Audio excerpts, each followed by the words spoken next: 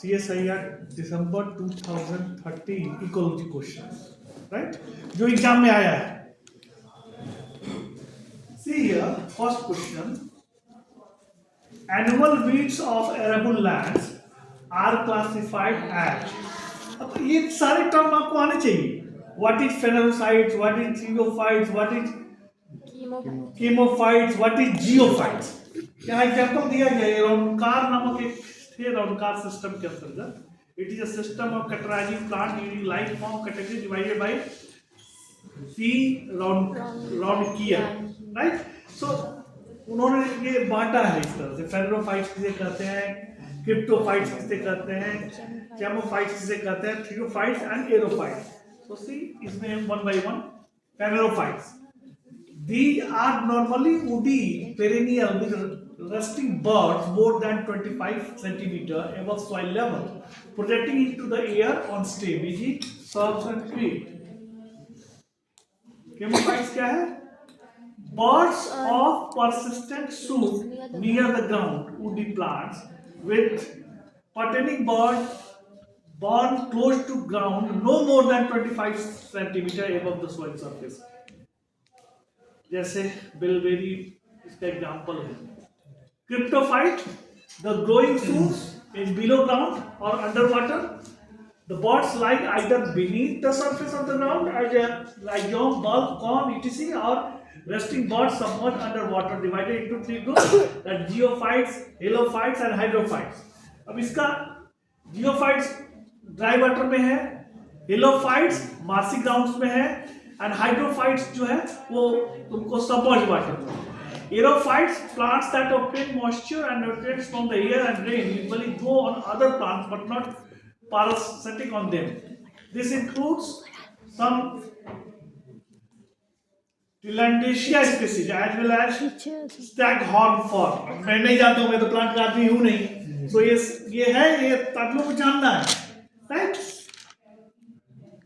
Theriophytes, annual plants which complete their life cycle rapidly under favorable condition and survive the unfavorable cold or dry season in the form of seed. अब इसमें से आप लोग बताइए answer. What will be answer? The annual weeds of arable lands are classified as. क्या होगा? Annual weeds मतलब सालाना हो गई, right? Weeds है of arable land are classified as, that is theriophytes. Theriophytes से definition अभी बताया गया ना. Annual plants which complete their life cycle rapidly under favorable condition and survive the unfavorable cold or dry season of the sea. That's why the answer will be annual weeds. ये weed है एक तरह से, and of arable lands are classified as theriophytes. अब देखो ये Lindeman एक scientist है जिन्होंने 10% लॉ दिया. और तुम लोग ये अब चूंकि हम ये पढ़े हुए हैं, जानते हैं इसको. 10% लॉ में क्या है कि जो हर ट्रॉपिक लेवल है वहाँ 90% जो है वो डिस्ट्रॉय हो जाता है, 10% ही केवल प्रोटेक्ट होता है, right. That is Lindeman law. तो ये इसी प्रकार Lindeman difference between trophic level is depicted bye formula efficiency A by V. A और B. अब देखो इसमें कौन सा होगा. ये ऑप्शन दिया हुआ है, ये लिंडमैन ये सारा चीज बताया हुआ है, टेरेस्ट्रियल इकोसिस्टम. अब इसमें बताओ कौन सा होगा. assimilation at tropic level n and assimilation at tropic level n-1, right. Intake of tropic level n and assimilation of tropic level, एक तो बात है दोनों का सेम होगा, राइट. तभी जाके वो n और n-1 होगा, A by B, राइट. दोनों सेम होगा तो B तो नहीं होगा. एसिमिलेशन नेट प्रोडक्टिविटी C में तो ये भी नहीं होगा. इंटेक और नेट प्रोडक्ट ये भी नहीं होगा. यही है जिसमें दोनों में एसिमिलेशन दिखा रहा है, राइट. ये सिंपल. तुम एसिमिलेशन का मीनिंग भी नहीं जानते हो तब भी जो है इसको सही कर सकते हो. अब एसिमिलेशन क्या होता है? एसिमिलेशन क्या होता है?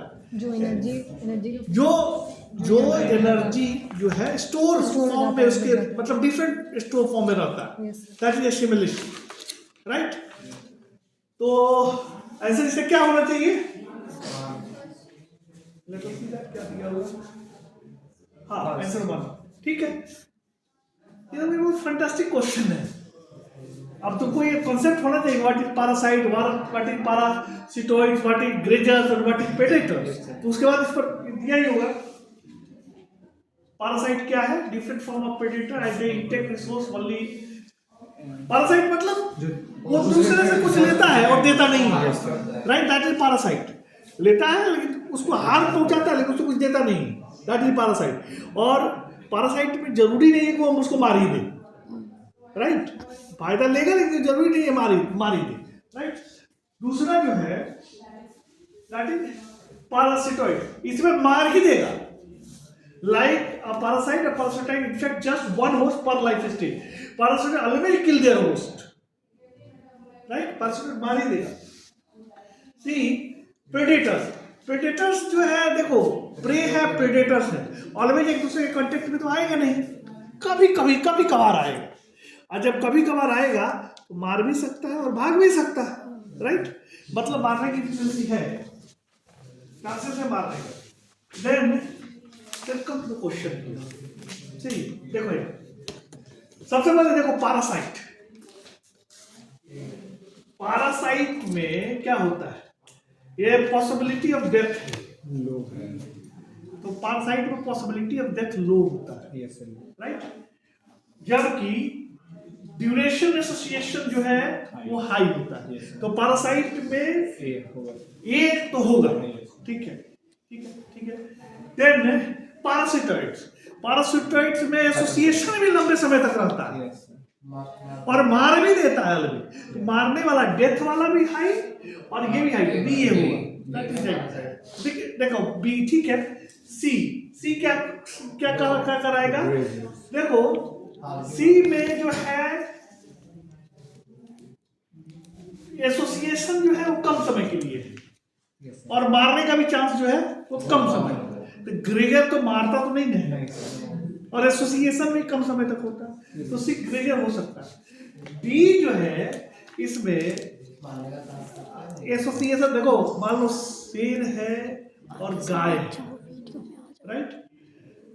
गाय चल रही है तो दोनों का एसोसिएशन जो है वो बहुत कम टाइम के लिए बनेगा, दोनों एक दूसरे के कांटेक्ट में बहुत कम समय के लिए आएंगे, राइट? एसोसिएशन लो होगा। लेकिन जब आएंगे तो शेर भूखा है, मार ही देगा उसको, तो बट प्रोबेबिलिटी मारने का हाई है। तो डी जो है वो क्या है? प्रेडेटर है। इसमें कोई ऑप्शन है क्या इसका? नहीं, फर्स्ट ए पैरासाइट, बी पर फर्स्ट आंसर होना चाहिए। Let us see that first. समझ में आ रहा है कि नहीं आ रहा है? Yes sir. अब देखो ये क्वेश्चन सर इसमें गड़बड़ है, फिर बाद में इसको देखते हैं हम। An observation was made on a species experiencing three factors A, B and C in order to infer a density dependent population regulation by a factor. The following graph show the relationship between the adverse effect of the factor in terms of number and population density. Based on the above observation, which of the following is incorrect? अब देखो ये यहाँ x axis में population density दिया हुआ है और Y axis में क्या दिया हुआ है हम पढ़ नहीं पा रहे हैं। क्या दिया हुआ है? एडवर्स इफेक्ट नंबर में, राइट? एडवर्स इफेक्ट दिया हुआ है, ओके।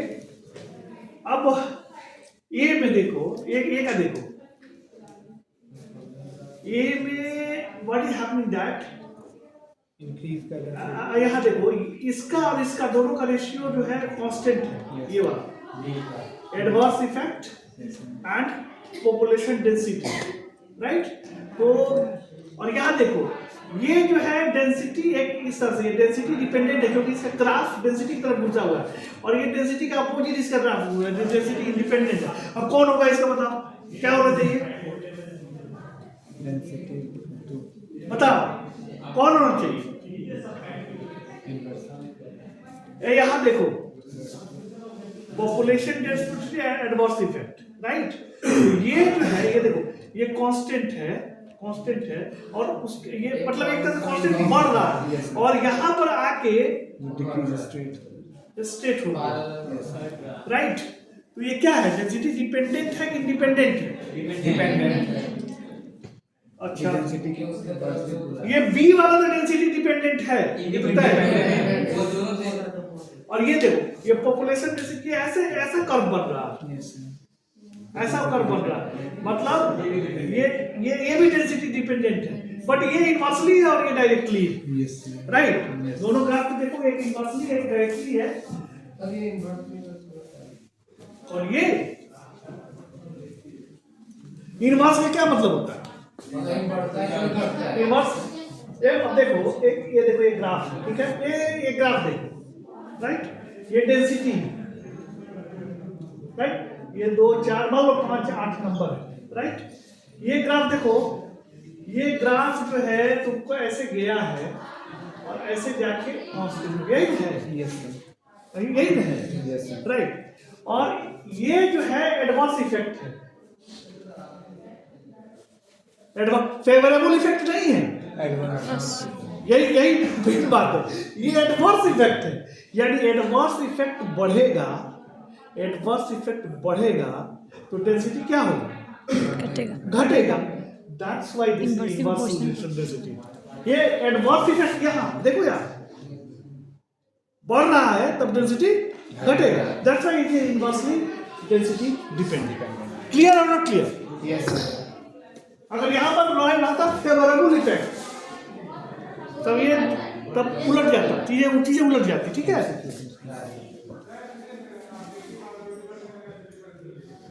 अब ये देखो ये कंप्लीटली जो है नॉलेज बेस्ड क्वेश्चन है, right. Which of the following biotic provinces are a part of Deccan Peninsula? तुम्हें ये मालूम है ना डेक्कन पेनिनसुला किसे बोला जाता है?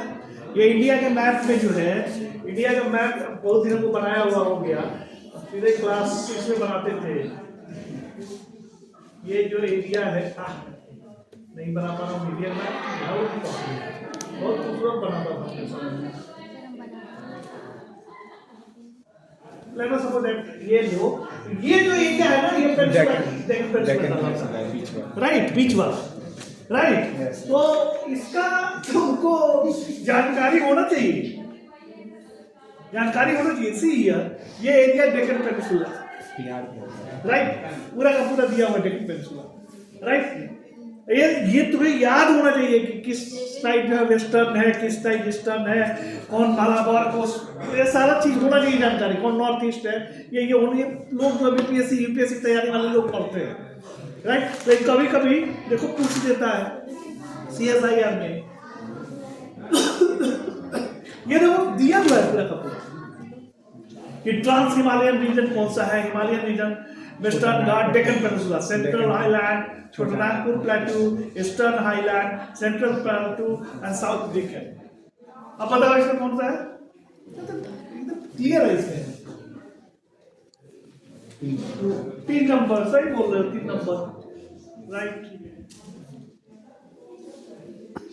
अब देखो, the following are certain facts regarding bioirradiation, ABCD करके दिया हुआ है।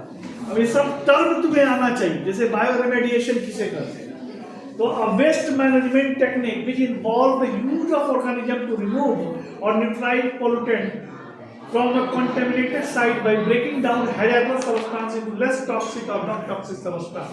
Example of bioremediated related technology are phytoremediation, bioventing, bioleaching, blah blah blah है, ठीक है।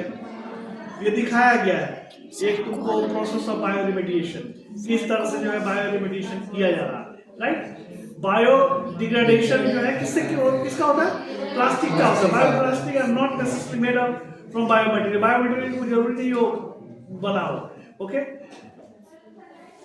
ये डिफरेंट मटेरियल का जो मिल के बना होता है वो दिखा रहा है, राइट। सीडोमोनास पुटिडा क्या है? उस दिन बताए थे तुमको चक्रवर्ती जी की कहानी, बताए थे चक्रवर्ती जी की कहानी कि हुआ क्या था कि उनको जो है जेल में डाल दिया गया था, और जब इराक वार में जरूरत पड़ा, जब पूरा का पूरा समुद्र जो है तो उसी को बना के डाला गया, तो पूरा का पूरा ऑयल से क्लीन हो गया था समुद्र, राइट। ये जो है यही सीडोमोनास पुटिडा जो है वही है, ये डिनोकोकस रेडियोयूरेनस।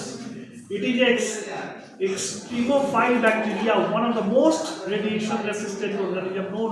It can survive cold, dehydration, vacuum and acid, and is therefore known as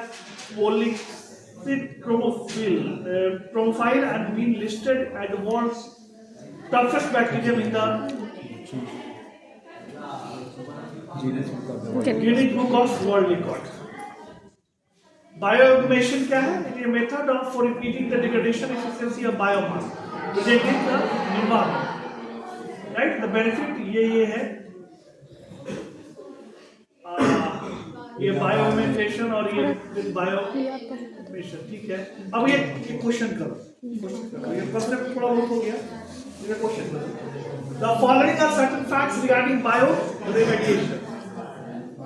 Biodegradation plastic are made using polyhydroxy alkanoids such as polyhydroxybutyrate. ये सही है? Pseudomonas fetida F1 bacteria is for degradation of aromatic hydrocarbon. Yes.